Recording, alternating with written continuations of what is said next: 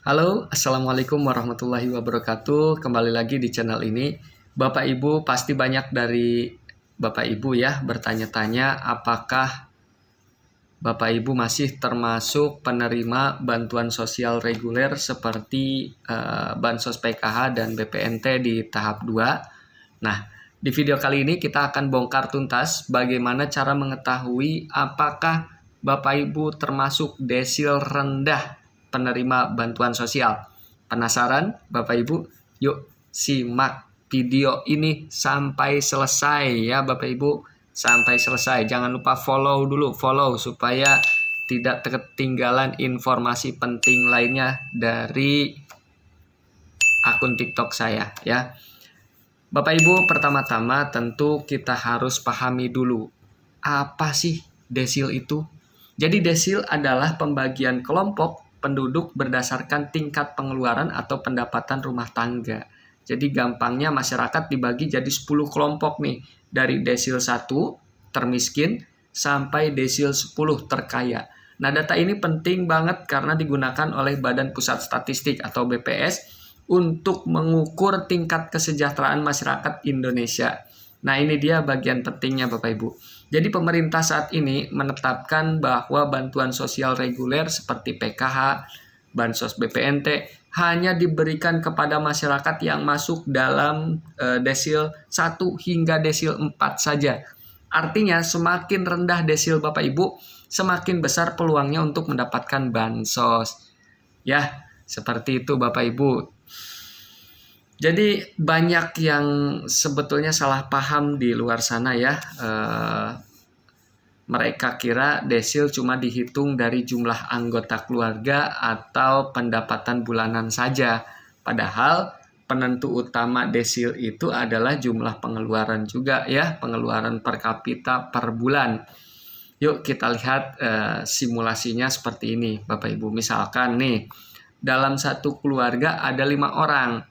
Total pengeluaran bulanan mereka adalah 2.500.000 ya. Caranya gampang nih untuk ngitungnya.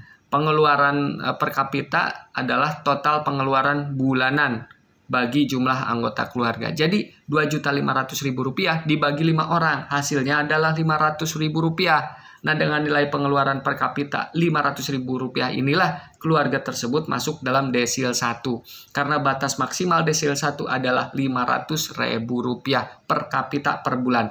Gampang banget kan cara menghitungnya ya Bapak Ibu. Selain pengeluaran per kapita tadi, ada beberapa faktor lain ya yang juga mempengaruhi penentuan desil Bapak Ibu. Pertama, jumlah anggota keluarga ini jelas berpengaruh pada perhitungan pengeluaran per kapita. Kemudian kepemilikan aset seperti rumah, kendaraan, atau aset berharga lainnya. Lalu akses terhadap fasilitas dasar misalkan akses air bersih, pendidikan, dan layanan kesehatan ya. Dan tentu saja data sosial ekonomi dari DTSN ya, data tunggal sosial ekonomi nasional juga yang menjadi acuan utamanya. Lalu bagaimana cara mengetahui desil Bapak Ibu secara resmi? Berada di mana sih posisi desil Bapak Ibu? Nah, ini penting banget buat Bapak Ibu ya. Simak videonya sampai selesai nih ya. Jadi penilaian desil ini bukan sesuatu yang bisa kita hitung sendiri ya secara pasti dan langsung tahu kita masuk desil berapa, begitu bukan. Jadi data ini diolah dan ditentukan secara resmi oleh BPS, Badan Pusat Statistik, melalui data DTSN tadi. Nah, jadi kalau Bapak Ibu mau tahu masuk desil berapa sih Bapak Ibu, ada berapa cara ya tentunya yang bisa Bapak Ibu coba. Yang pertama, bertanya langsung kepada pendamping yang bertugas di desa atau kelurahan setempat. Mereka punya akses informasi ini kok ya Bapak Ibu. Yang kedua, bisa menghubungi operator 6NG di kantor desa atau di dinas sosial setempat ya. Kemudian menunggu pencairan bantuan. Misalkan jika Bapak Ibu memang masih terdaftar sebagai penerima yang layak begitu ya, insya Allah bantuan akan cair ke rekening Bapak Ibu. Nah, itu dia penjelasan lengkap tentang desil dan bagaimana cara mengecek apakah Bapak Ibu termasuk penerima bansos atau tidak. Semoga informasi ini membantu Bapak Ibu untuk memahami bagaimana bantuan sosial diberikan berdasarkan desil ya. Jangan lupa untuk like video ini jika Bapak Ibu merasa terbantu atau tercerahkan.